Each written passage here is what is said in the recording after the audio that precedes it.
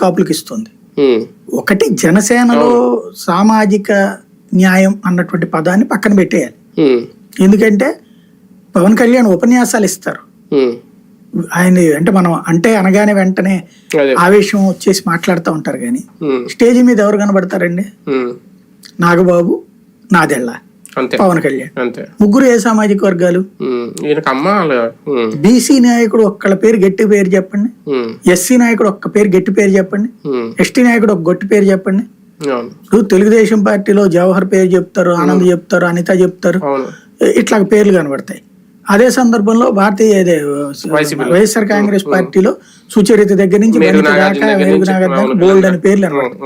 అసలు జనసేనలో ఎవరు ఇంకా అంటే అసలు అట్లాంటి కాన్సెప్ట్ అతను ఎందుకన్నో ఫ్రమ్ ద బిగినింగ్ అసలు పార్టీ సంస్థాగత నిర్మాణం మీద దృష్టే లేదు.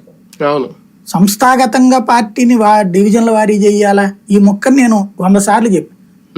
మొదట్లో పాజిటివ్ గా చెప్పా, సక్సెస్ కావాలి మీరు, డివిజన్ కమిటీలు వేయండి, పంచాయతీల కమిటీలు వేయండి, కార్పొరేషన్ కమిటీలు వేయండి.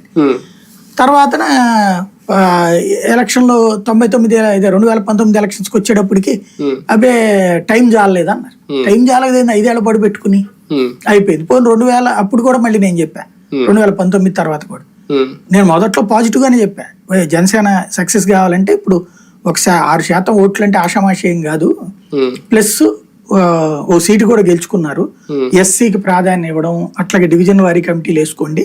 నెక్స్ట్ కి వచ్చేటప్పుడు స్థానిక ఎన్నికల దగ్గరకు వస్తున్నాయి కదా, తేరా చూస్తే ఎప్పుడైతే స్థానిక ఎన్నికల్లో బీజేపీకి వెన్నుపోటు పొడిచారు, అంటే బీజేపీతో పొత్తు అన్నాక సక్సెస్ కావాలని కోరుకున్నా, ఎప్పుడైతే అది భారతీయ జనతా పార్టీతో పొత్తు పెట్టుకుని దాన్నే వెన్నుపోటు పొడుస్తుందో, ఇక తెలుగుదేశంతో మూవ్ అవుతుందో, ఇంకా అసలు దానికి ఒక బేస్ లేదు అనేది అర్థమైపోయింది.